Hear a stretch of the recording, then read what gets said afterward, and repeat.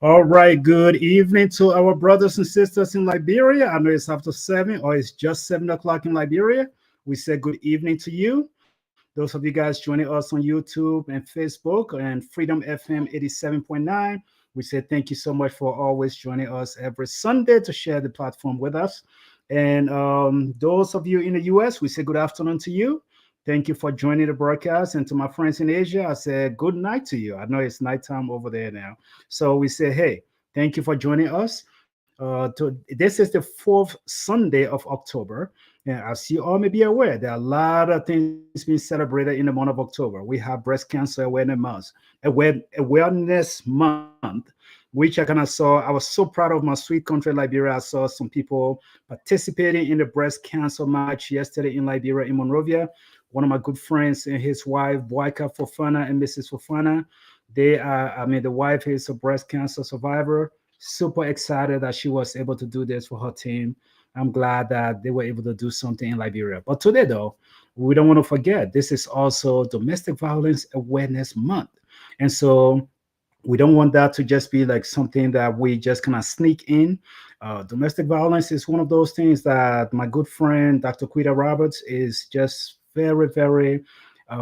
When I say passionate about it, I'm not saying that she perpetrated, but she actually advocate against the perpetrators of domestic violence. So it's one of those topics that maybe we have used here before, but it's something that have not stopped. So if we have to do this every month, we'll continue to do it every month because the more we talk about it, hopefully, the more our brothers and sisters kind of take notes and they can actually prevent these things from happening in society. So I'm going to bring Dr. Roberts on, and we are just going to go jump right into our discussion. Dr. Roberts is standing by. Let me see. There she is. There's that beautiful face. I mean, she's always Dr. Roberts. I mean, I don't know. I'm confused. Every time I look on Facebook, either you're in Tennessee or you're in New Jersey or something is going. I know. How you doing?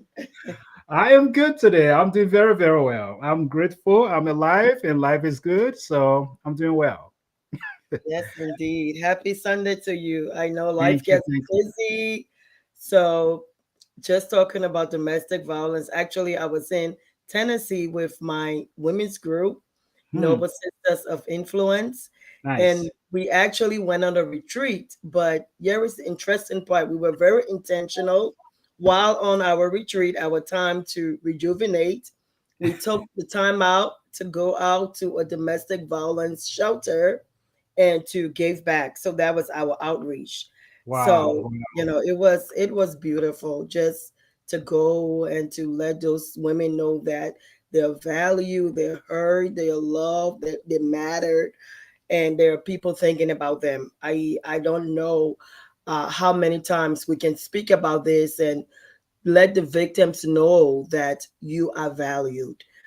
So, and to also thank the staff for making a difference. Absolutely. So I think my introduction was spot on. Look, the people that have listened to this platform from the very inception, they know you. You don't need any introduction. You go to Liberia, you do wonderful work in our sweet country, and you use your time, you volunteer. So I'm not surprised by this.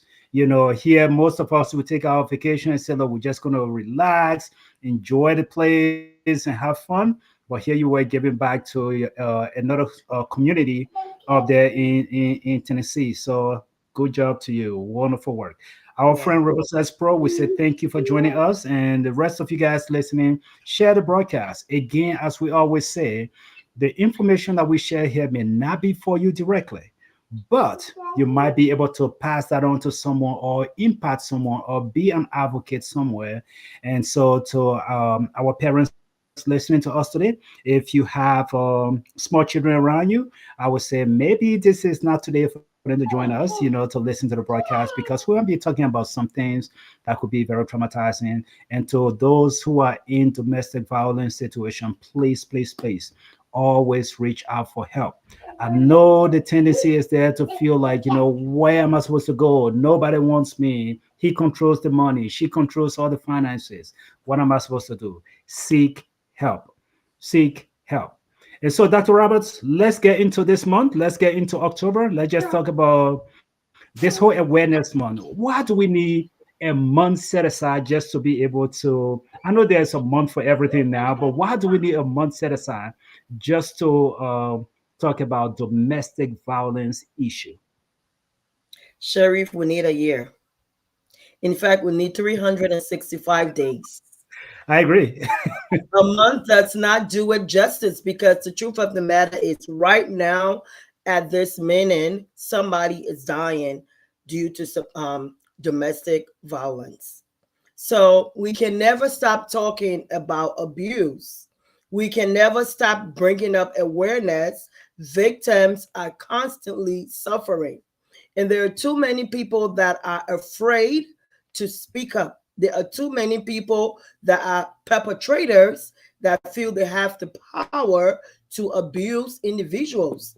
So we can never stop talking about this. Every single moment we have, we should educate the masses about the dangers of domestic violence. It is not a conversation that must be rested. However, we appreciate, in the month of October, we have an entire month set aside, 31 days, just to provide highlight on DV. And I just want to encourage everybody out there, take a moment. If you are on social media, if you love to do a live, get on there, speak on it. There's worth of information online for free. You can highlight some stories if you are a victim or you do know a victim who is not afraid to allow you to share the story. Go ahead and do it. If you are a victim, share your story. There's intense power in our stories, and we should never be ashamed of our stories. And so, as we continue to speak on, don't suffer in silence. You never know who may have experienced what you are experiencing, or are actually experiencing what you are experiencing, and you are ashamed to talk about it. And just that one testimony may be what actually was enough to save somebody's life. And Hmm. so we don't want to ever stop talking about it. We don't. Wow. This is why when you do a psychosocial assessment, DV is one of the most lengthy questions on there, because it's important. Wow. And Dr. Roberts, thank you so much. And to my brother Emmanuel Payne, thank you for joining me. I always tease Emmanuel Payne. I say, hey, he took my girlfriend when back in high school, but he was a better looking guy than I was. So, However, but the fight continues, right? the fight continues. But it's good to always have my friend here. Always, and I'm glad that we have the guys joining us today, and they are Absolutely. actually giving this some credence. But Dr. Roberts, you mentioned something. When you do the psychosocial assessment, like you were saying, you have domestic violence. You have a very long section that you have to complete. So I just want to maybe take some time, because when we talk about domestic violence, maybe people just feel like it is just hitting your wife, your girlfriend, or the woman attacking the man. Everybody doing. Maybe we just talk about the physical aspect of DV, but can we just talk about different forms of DV? Maybe I'm going to pick two of them as you list all the forms. I might pick two, and I said let's kind of focus on these two for the topic of our show, since we only have an hour. Right. So here is one thing I want to highlight. Domestic violence is the willful intimidation. Willful. So this person know they're willingly hurting you and causing harm. So of physical, emotional, financial, sexual assault, abusive behaviors, all as a part of a system of power and control. So there's this entire system that one intimate partner controls the other based on this, like we said, circle of abuse. So it's against somebody else. And it may be financial, it may be sexual assault, even intimate partners. I think that's so important to understand that. Battery, when we talk about physical assault, physical abuse, all of these type of things, we can lump it into some of the challenges. And I know there's probably more that is not up yet, but that DV victims suffer. So, Dr. Roberts, thank you so much for putting all of those forms out there. I think I'm going to pick two of those. We'll talk about the sexual abuse and we'll talk about the physical abuse. And maybe I'm going to try to throw a little bit of the technology abuse in there as well. Mm, And yeah. so, but what I want to do first, though, I want to start with this, with the sexual abuse. And again, I just want to put the caveat out there. If parents listening to us, you have small children around you, today may not be a time for them to join us. We appreciate it listening to us because we always have family friendly topics, but today may not be a good time. And if there's anyone out there suffering from domestic violence, please seek help. There's going to be the number. We're going to put a number out here, and someone professional like Dr. Roberts will also have her information here. You can contact her for help. But let's focus on the sexual abuse, and I'm going to start with a story. I'm going to go into a video that I saw. I have a good friend of mine who just moved here to the US, and we're just talking this week because in preparation for this topic, we're just talking this week, and I said, hey, bro, you know, be careful. This is America. Now you have come here. Be very careful. I know when it comes to way things go in Liberia, you come to your car. I mean, you get home and your woman says she's tired. She's not in the mood. Sometimes you can force it and still do what you want to do. I said, Hmm. this is a different culture. We take things very seriously. And your own wife, you could rape your own wife. Your own girlfriend, you could be charged with rape for your girlfriend. And he said, what? How can you be charged with rape for your own wife? So let's start from there, Dr. Roberts, because our mindset, let's just shift it to Liberia. Let's start from there.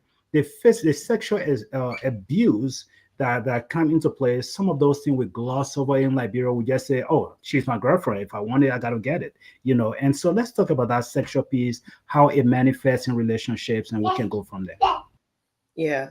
So when we talk about willfully intimidation, there are times that even in your relationship with your wife, your partner, the other partner will refuse to perform sexual acts, or maybe they may not be in the mood. They don't want to have sex, right? Uh, in Liberia, they may tell you, I don't want to, have sex. And then you may tell them, no, but I won't do it. Sometimes you go on a date and somebody forcefully, insert their penis in your vagina against your will. And we're going to be very graphical because this is what it is. There's no need to water this down. Absolutely. So, and you are struggling to tell them no because you're afraid. You're afraid that maybe they will retaliate. Uh, you are in a relationship. And sometimes, for women, you are having sex with your partner, and maybe for, sometime you dry up.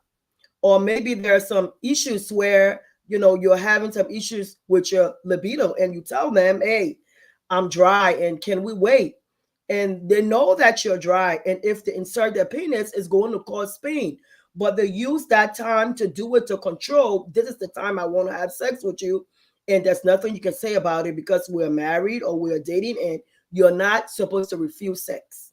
So they enter, they cause you pain, and they don't care. And I've heard stories over and over and over. And let me say this, I know we are talking about Liberia, but this is a public health issue globally around the world. Right now, as we speak, in the United States, in Liberia, in Ghana, in Sierra Leone, in South Africa, somebody is going through issues with domestic violence.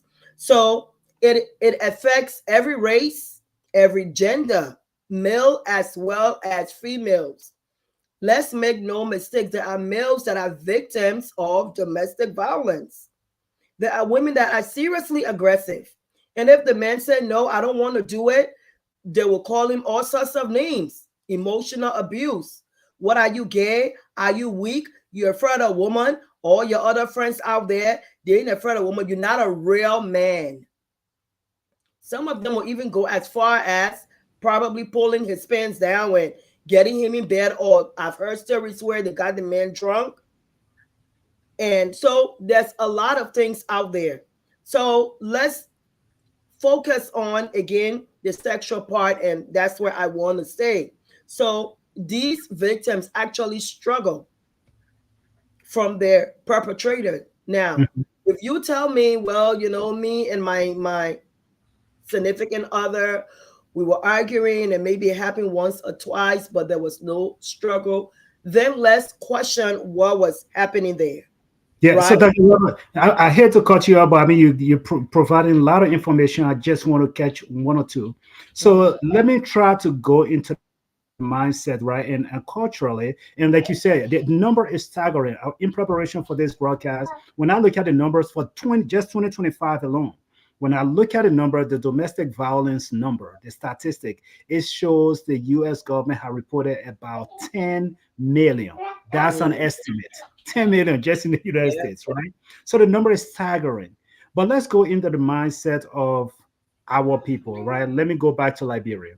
Like my conversation with my friend where he said, how can you rape your wife? You know, so the mindset is because we are together, Mhm. anytime I want that sexual healing, as you want to call it, I have to have it. And I was in Liberia, you know, I was speaking to another young lady, and that young lady was kind of telling me, you know, basically she was very open. I would not say the name, but I just tried to ask some questions. She's in university, and I was just talking to her about, you know, what does the gender ministry do, and we're just talking about the kind of work I do and the things that we do. And she said, you know what, I have a relationship with, you know, my godpa, you know, da da da da, you know, and most of the time, you know, Sharif, you know, I really can see myself doing the things I do. I don't want that relationship, but that's where I get my help. So I said, what if he shows up and he Mhm. wants that gratification? And in that moment, you are not there. She said, Sharif, I just got to put myself in it. And, you know, and so those are some of the sad stories I heard. And I mean, we will come to some of the violence against women in Liberia, but let's talk about that mindset of the man in Liberia who feels like I pay your dowry, you are my woman. Anytime I want it, I have to have it. Even if you on your period. If I want sex, I have to have sex. Let's talk about the mindset. Let's talk about a culture that has perpetuated this rape whole dynamic where a woman doesn't have control of her body. Okay, you are now a property of your spouse, so or your significant other, boyfriend, girlfriend. So once I now tell you you are my woman, and that mindset of, oh, you belong to me, you my woman, everything about you belongs to me. So that's ownership. That's a property. When you see a human being as a property and not a person that has feelings, emotions, has a say so, has a voice. If that person says, no, I don't want to do this, to you, it's like a little child telling you no, because that's where that power and control dynamic. Who are you to say no to me? I own you. You don't tell me no. It's like a parent telling a child, you can't say no to me. I'm older than you. And speaking about older than you, our young girls go with these older men in Liberia, ministers, leaders, all of these people, pastors, community leaders. They must do these sexual favors as a means to survive. So, what that man is not doing to his wife, he has he has leverage, he has control to do it to you because he's giving you little change. And like your friend said, there's nothing I can do. I don't want to do these things. Well, how am I going to survive? I call that prostitution. And these men out there, they're doing these things knowing it's wrong. At the Mhm. same time, they take advantage of these girls' bodies, or even that partner who feels that my wife, we got married in the church or we did traditional wedding in our culture. That's the default in Liberia. Our culture. Our culture said when you pay dowry, you belong to me. So a lot of people, because we don't question those rituals, those beliefs, those systems, it's a it's a systematic issue. It's an institutionalization issue. There's a system that must be questioned in Liberia. Why do we do it this way? What can be changed? Because it's not working. The first thing, if a girl is molested, if a woman is abused, the question that goes to her, what did you do to cause it? Mm. The It's not, victim blaming. there you go.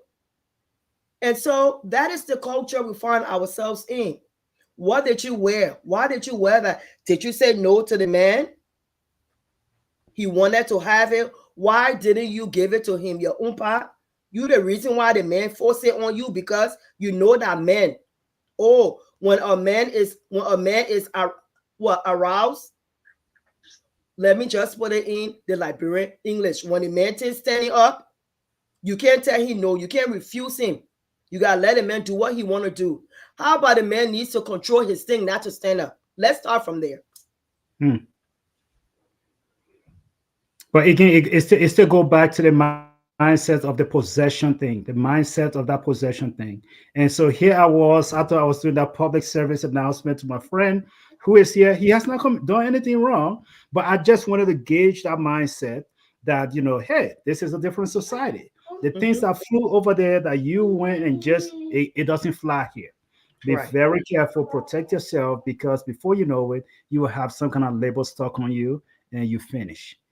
So and I think so when we do these broadcasts, I mean, it is not so much to be a know-it-all, but to actually be a voice for advocacy.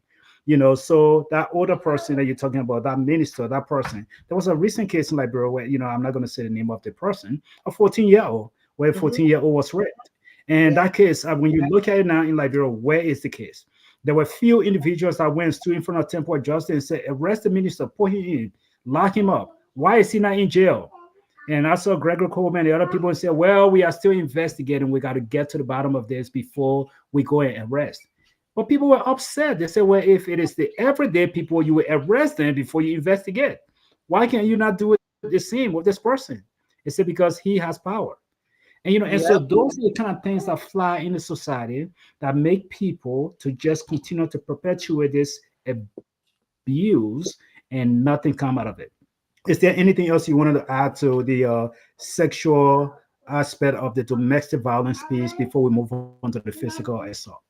Well, I just want to commend you on giving your friend that nugget, because the truth of the matter is there are Liberians now facing charges. The system here is different. You Absolutely. you don't want to come to the United States and make the mistake thinking that the behavior that were attributed to Liberian women, you're bringing it here to Liberians in America. Forget about the American women. But if you step out there, you're going to get it. So our men and our women must be educated. I think we saw the case of Sata. It was all over social media, where of course it was DV somewhat towards the husband.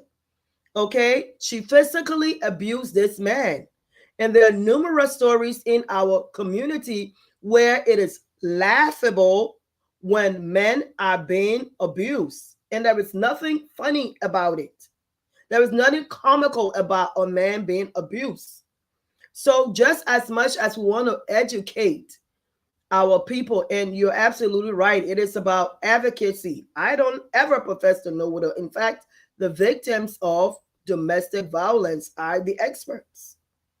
And I tell this all of the time. I may know the academia side of it, but unless you have lived in it every day, learn how to survive, learn how to just navigate through such a environment, you can never ever live through somebody's shoes. So it is not an easy thing. Again, I encourage all of those that have been victims of it to speak up. It's something that you may feel you are alone, or maybe people will be, judging you, and that's something that we would talk about later on. Uh, but I have nothing else to add to that. All right. So, it starts from these little pieces of the woman refusing, or she's saying, look, I'm not in the mood. I'm tired. I've been selling my bit about all day today. You know, you know, let's wait tomorrow.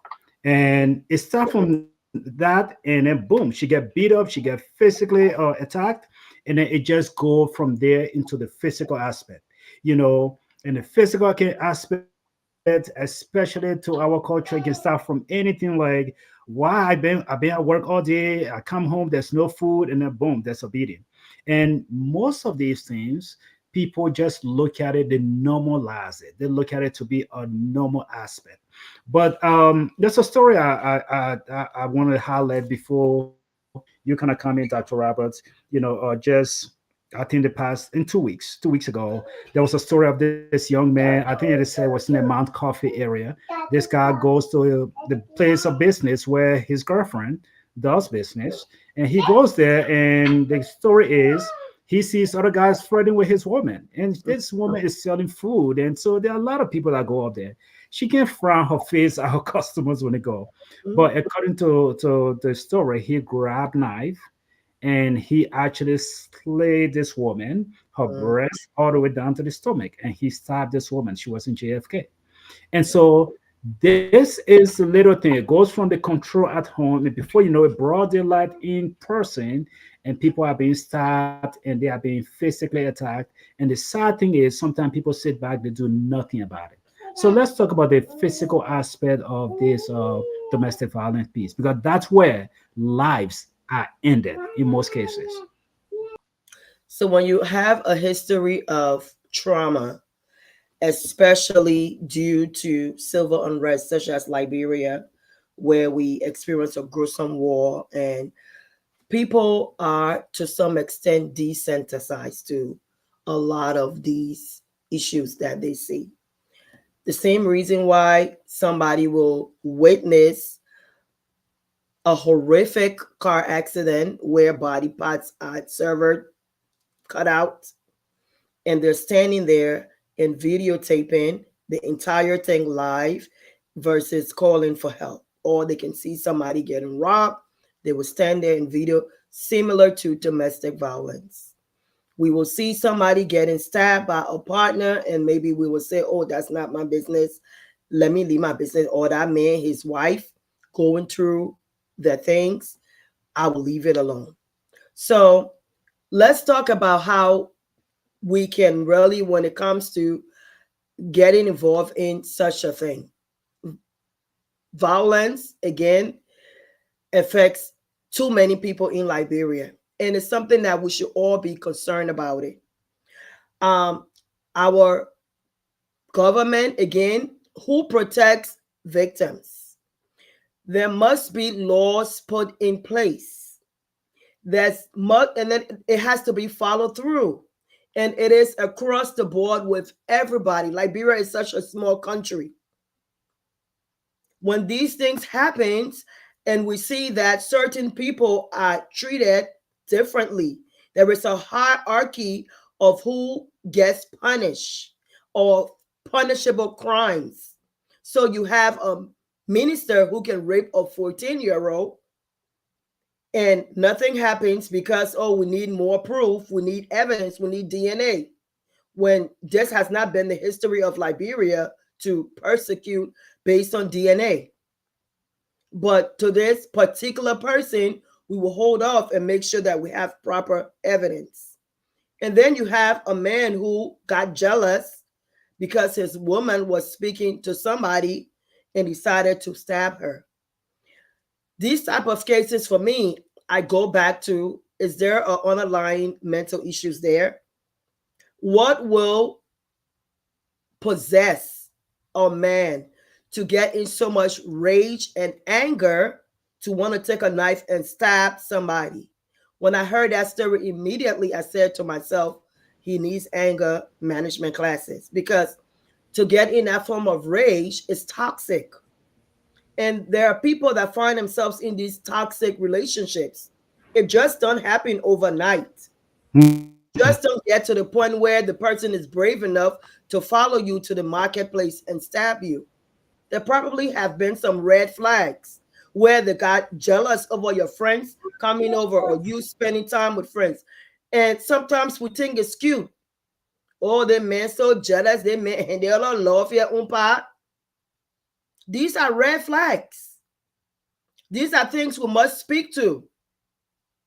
When a man telling you, oh, you my property, I swear, anybody ever come near you, I will kill them, I will kill you, I will kill myself. Hello? That's not a conversation I think is cute. What?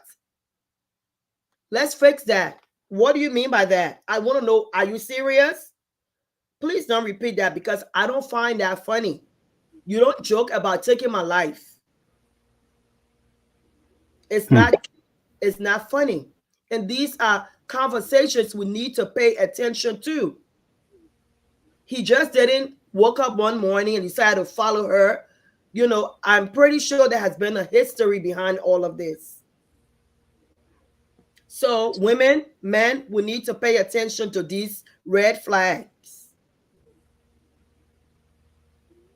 Hmm. And this type of crime, yes, should be punishable. He should not go free for this. Just like how I feel like ministers should not be going free for this either. Yeah, absolutely. Nobody should be going free for anything, especially if you're inflicting pain on another person. Mhm. Nobody should be going free for that. I think the laws are on the books. The laws are there for a reason. People should actually be held accountable. And look, I don't sit here to say I have all of the facts of the issue, but I don't care even if you met a man on top of your woman. Don't take a knife and stab her. There's a different way of approaching that. You Mhm. can definitely just kind of turn around and say, Ma wata, pack your load and go back to your family. And you Mhm. go out and you do whatever you want to do. That's a way to settle that dispute instead of just inflicting pain on people. These things we hear about them too many times, and it is not funny when people posting these things on Facebook and they're saying, "Oh, she look for it. She look for it." We'll talk about some of those things later when we talk about reason why fewer cases have been reported. We'll talk about that in a little bit. But I also want to go to just I want to bring in a little bit of technology because I always joke and say Steve Jobs and all of the Apple and Yahoo people and Google and Samsung, they create technology, they create this thing called phones, cell phones, but it seems as though they made it for Liberians. Every day you look, yeah, every day you look, you just see some sort of story on Facebook, whether somebody is dishing out another person's private issue on Facebook, or whether someone else is actually coming out to just talk about relationship. It just seems as though nothing ends amicably in the home anymore. When you and I have some sort of disagreement, we go to Facebook, and that's where we're dishing out everything. And so that's why I always joke that cell phones, all of these phones were made, but Liberians, it just seemed like it was for them. It just seemed like social media was created for them because of the way they resolve issue. One of the saddest video I just saw recently, again, I'm not going to say the person's name. You can find it all over Facebook. It was I just classified that to be one of those domestic violence in a form of technology. Now, Mm. what this person did was I mean, this lady was in a relationship with another man, with this particular man. Now, she and this man broke up. Why they was in this relationship?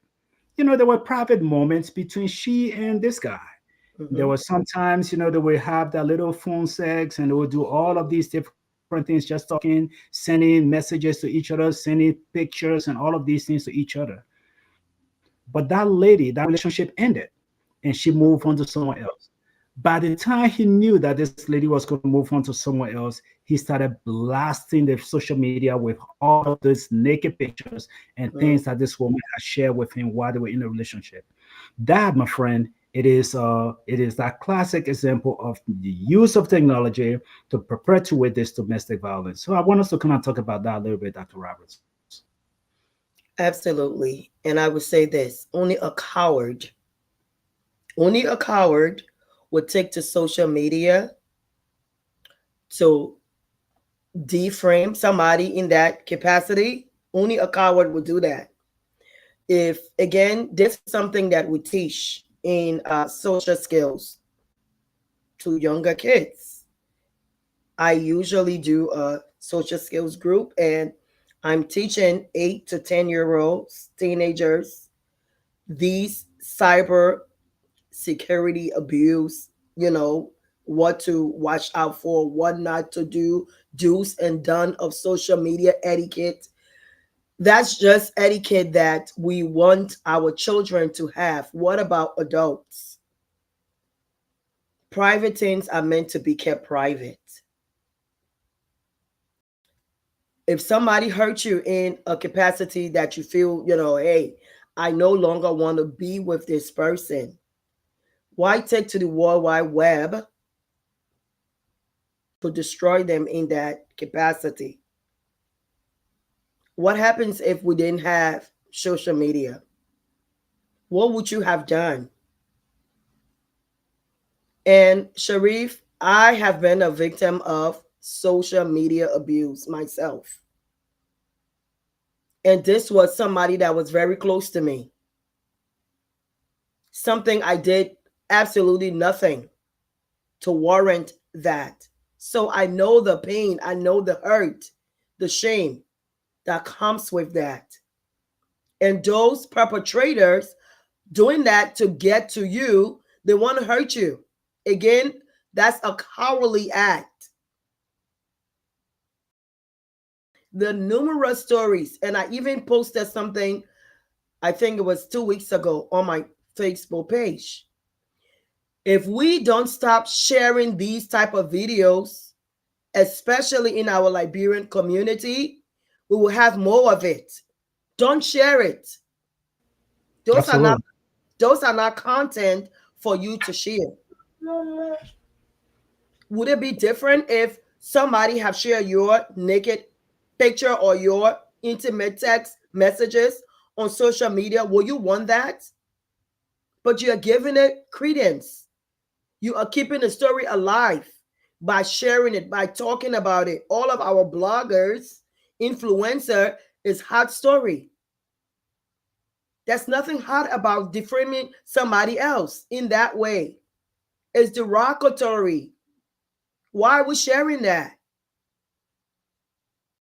And our community, especially Liberian community, we love to share these negative images and propaganda, scandalous, anything that is going to assassinate somebody's character, that will bring you ratings or that is going to bring you likes, we on it.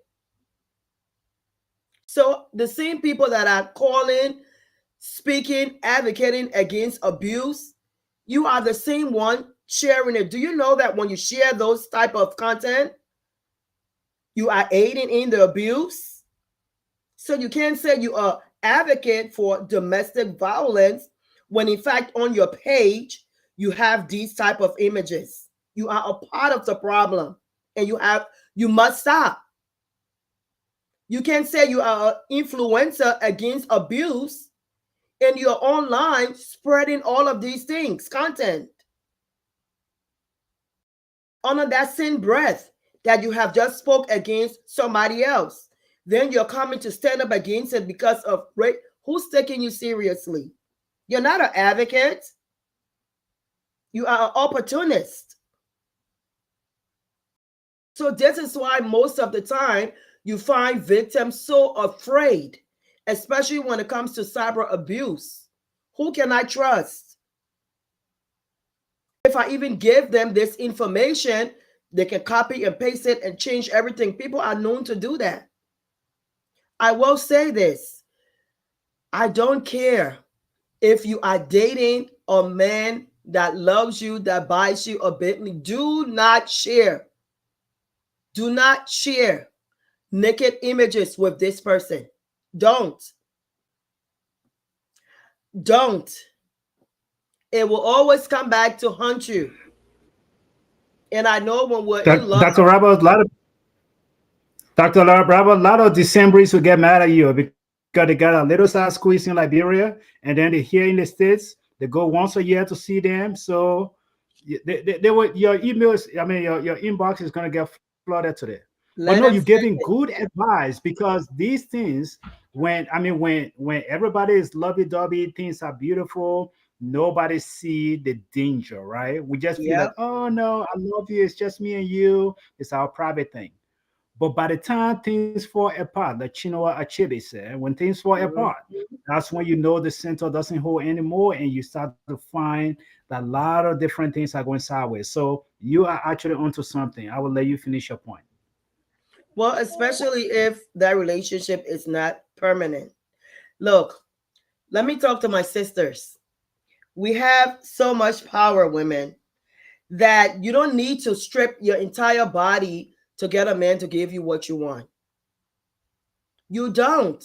Let him fall in love with your intellect first and foremost. Say that one more time. Hey, Dad, you killing me today. Oh, huh? You don't have to strip the whole. You don't Sorry. have to Sorry strip. now. You don't look. Get that man in faces. Don't just show everything at the beginning of the relationship. Poop, you want to see it? Oh, look how what I got.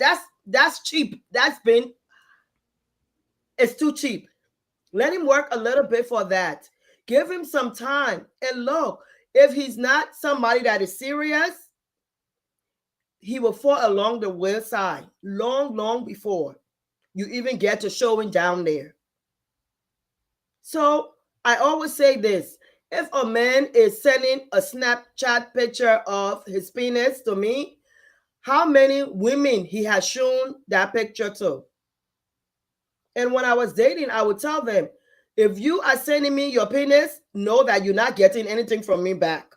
I will look at it, but that's about it. You're not getting anything from me back because men will do that. They will go ahead and send a picture of their penis and tell you, oh, send your own now. I didn't ask you to show it to me. So, because, I my husband and my brothers always tell me I'm stuck in a man mindset in a man's body. I think like a dude. I'm way ahead of you because that picture you sent me will be leverage for me to control you. I'm sorry. That was before I was married. So I love don't it. do And Dr. Roberts, one of the things I always hear, like I always like, my mind, you know me. I'm very curious. I'm always asking people. I think I should just go to Liberia one year and just take my time and do my own survey and just do my own yeah. screening. Because I'm always just, my mind is always asking. I'm always thinking. And I was very confused. I asked, I think, several people in Liberia, how are Mhm. these videos that we see coming from the US or coming from Liberia, whether you're in Liberia, these videos are being leaked? How are these videos being leaked, quote unquote leaked? What is happening? Who's grabbing your phone and putting stuff out? And this is one of the things I heard. And I think you made a very good point, Dr. Roberts, when you said those bloggers and other people, they are part of the problem. But Mhm. one of the things that has happened, at least from what I heard from more young women in Liberia and some of the young guys, was this whole concept of blackmailing. Let's Mhm. say you, Dr. Roberts, you take your phone, your iPhone is broken, and you take it to Jalo right here on EAW Junction and say, hey, I need a new screen on my phone.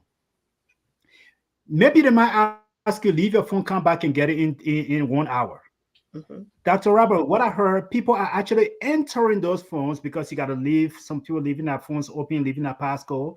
Mhm. These people are actually entering into their private messages and downloading their messages. If they see any embarrassing pictures, they are downloading it, and then Mhm. they will turn around and reach out to that same person and say, "Oh, guess what I have? If you don't give me My so amount, I am going to put it out there." And I my even heard that best friends are doing that to each other. You and myself, we best friend. You come and you sit with me, we eating, and you forget your phone, you leave it right here. I just open it and I download whatever I see in there, and I'm ready to blackmail you for it. So that blackmailer, he or she is also part of this cyber domestic violence problem as well. I agree 100%. So in that case, with somebody who is supposed to be rendering professional services, there has to be law put in place for that. There has to be punishable crimes for that. Because if I trust you with my private information, we would say here in America, that's a HIPAA violation. Where does ethics come in play? If you are supposed to be rendering some form of service, repairing my phone, and you enter into my phone, you have access to my private information. And you take upon yourself to use that against me.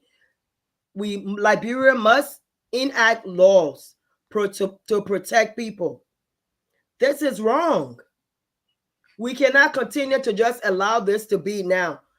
Look, I'm telling you, Sharif, if we get serious about enacting these laws, even in the case of where friends want to blackmail friends, take them to small claims court.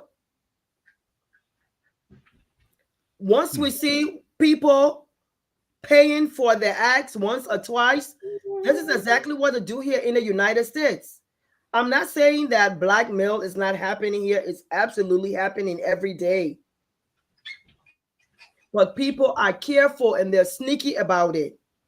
Because if I was to give you my phone to fix it, and I knew that information leaked from that phone is you, it goes back to you, that's a lawsuit. I know. Let me just go back to our people in Liberia. The ordinary man or woman don't have money to go take anybody to court. So then, where does the law come in place, and to what extent the police are involved?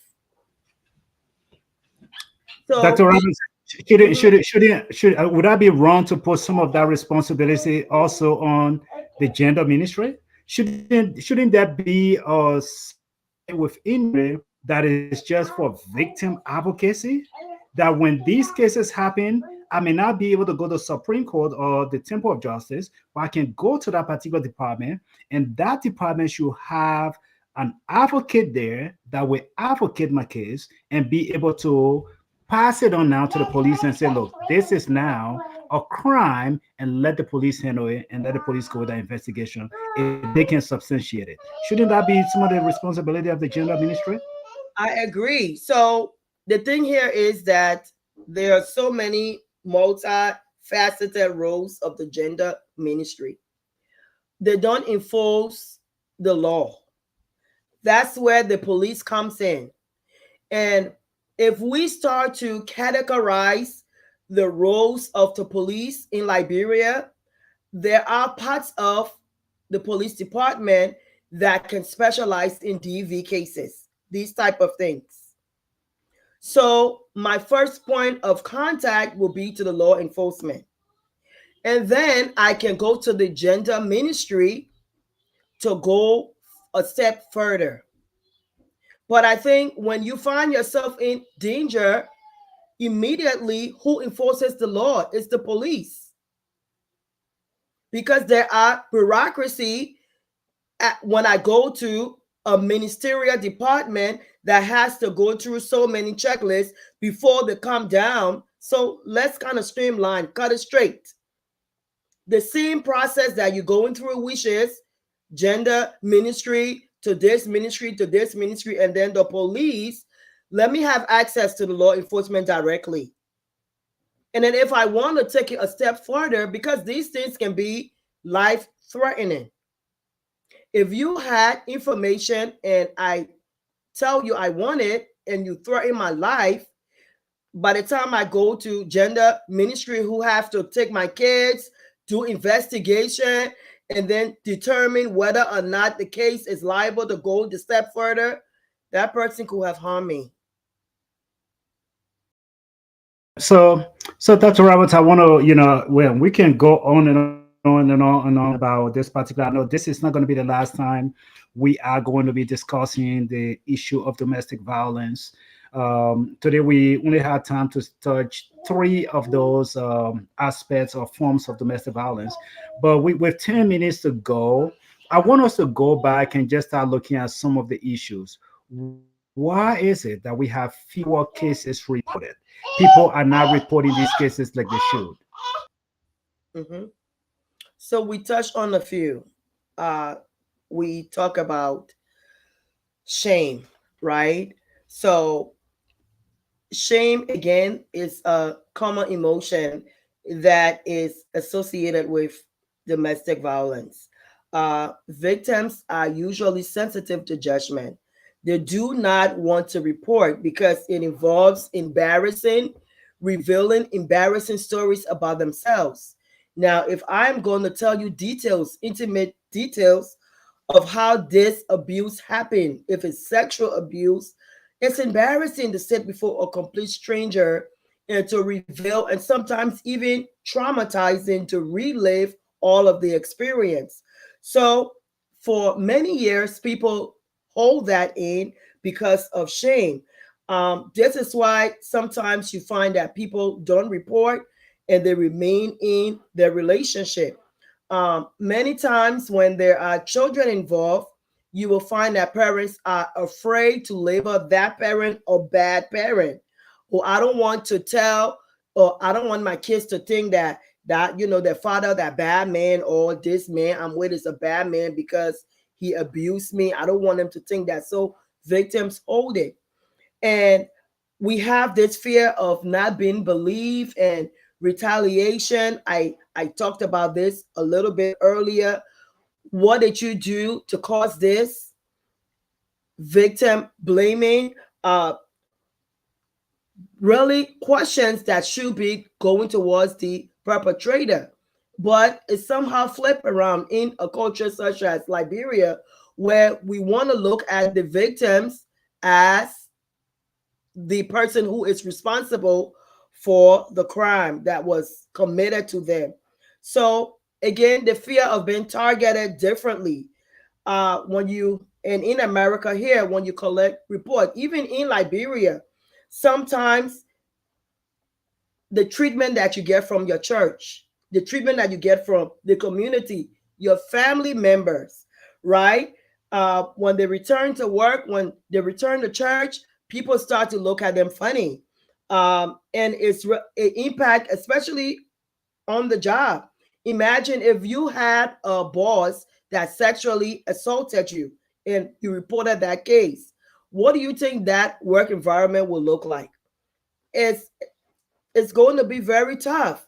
Yeah. So 50 to 75% of women abused have been killed, okay, because they reported it. That's a huge amount. That's a big Retaliation, number. the Mhm. victim comes back. So, lack of trust in the law enforcement. I know I mentioned law enforcement a lot because that's something we don't have in Liberia. But many times victims don't believe that the police will believe them or that they will minimize their abuse. So just for any law enforcer in Liberia, if a victim comes to you and tell you, I am being abused, believe them. Don't give them negative experiences of, oh, my dear, I sorry, oh, but they think here nothing will become of it. Or you don't have enough evidence to prove this case. Or sometimes they even tell them, we don't have people to persecute such cases. Many times, these victims do not feel supported, so they won't report it.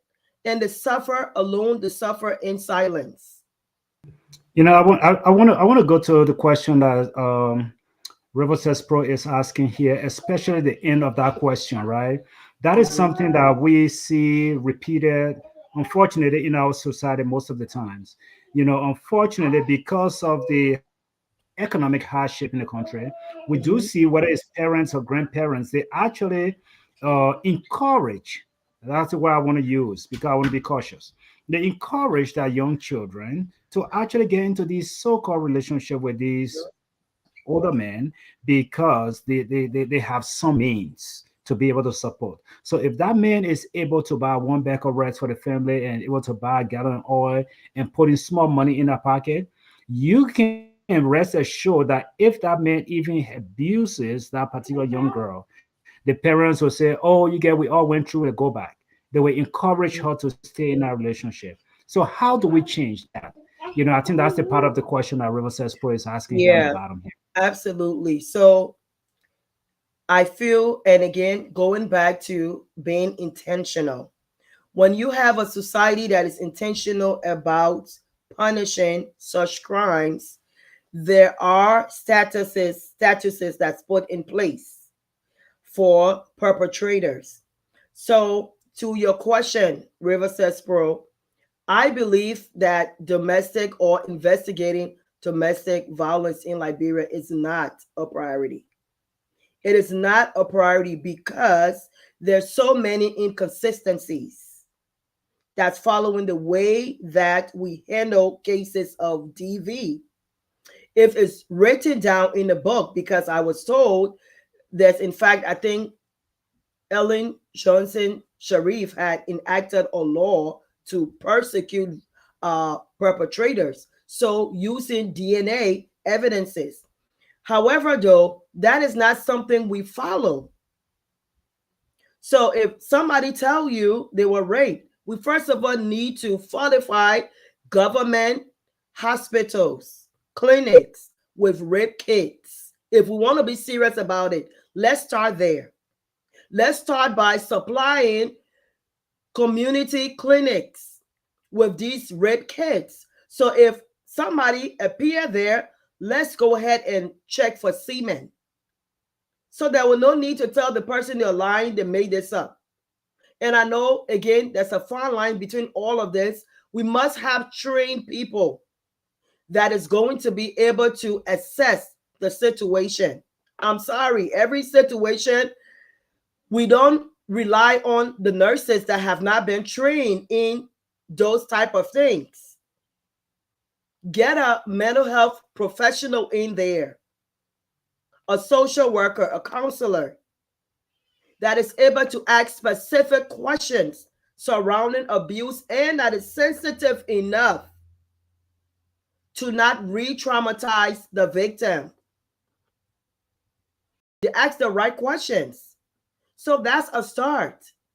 If we are going to take domestic violence serious in Liberia, let's start with enacting those laws. Probably they are already on the books. Let's go back to enforcing the laws. There's no need to recreate the wheel if we already have things put in place. All right, friends, we can definitely keep going on. And Dr. Roberts, I always enjoy our time together. I think this is such a public service that you do for us and our community. And in as much as our friends in the US benefit from it, but our target is Liberia to make sure that these things are actually passing on. Liberians are good people. They actually enjoy getting a lot of good things from social media.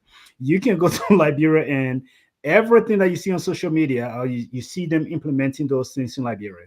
So some of these things, like when we come here and just lend our voices to, it's not because we want to denigrate the country, but it is because we want to see a better society where people are free, where people can make choices, where people are not coerced to do things that they have no intention of doing. So, Dr. Roberts, with 1 minute here, I'd like for you to close 30 seconds, and then we can end the broadcast for today. As always, it's a pleasure being on here with you, and I thank you for the opportunity to share some insights on domestic violence as we continue and we are nearing the ending of Domestic Violence Month. I encourage each and every one of you to continue to be an advocate, continue to speak up, be that voice for the voiceless. And if you are somebody suffering, do not be ashamed of your story. Share your story. There are so many people like yourself who are victims of domestic violence. Do not remain in a situation that is going to cost you your life or the life of your children. There is help out there. You can contact me on the Friendly Counselor on Facebook. You can send me an inbox message. And if you are in the United States, there are many free hotlines, information. Go to your nearest Department of Social Security, DV office. They will be willing to help you get out, formulate a plan, make sure that you keep that plan to yourself. Do not, if you do plan on leaving, do not go around broadcasting it. Do it silently. Contact a shelter that will protect you if you are in the United States. If you are in Liberia, speak to somebody that you trust. As always, God bless you. Stay safe, and you matter. You are loved, you are valued, and there is help out there. Thank you. All right. On that note, friends, we say thank you again for joining us on Liberia Shall Rise. Next week, we are going to be here and we are going to be talking about Uncover. We'll bring you a story that will go and give you the background story behind that particular headlines. And so, thank you so much, everyone. And those of you in the United States, as we approach this holiday season, take it easy. Take it easy. Be easy on yourself. Give yourself some grace. You don't have to empty your whole bank account just to satisfy people. You can never satisfy us. And so, those that are listening to us on Freedom FM 87.9, we want to thank you guys for carrying the broadcast live. And those that will be joining us on Facebook and YouTube, thank you so much for always joining us. And we are grateful and we are very hopeful that the information we share here today, hopefully, that man who was intending to do something because he's so angry he want to hurt his girlfriend or his wife, hopefully he or she hear this information and changes his mind and do something civil. And that woman who was actually trying to hurt someone or to take advantage of her man and try to do all of these manipulative things that men suffer in silence with, we hope that you too you hear this and you can change your mind and we can create a better society. We can be engaged, we can be civil, we can date responsibly, we can be happy husbands and wife in our relationship. God bless each and every one of you guys. Stay safe, and by the grace of God, we will see Dr. Roberts here again the last week of November for another edition of Mental Health Sunday. Stay tuned.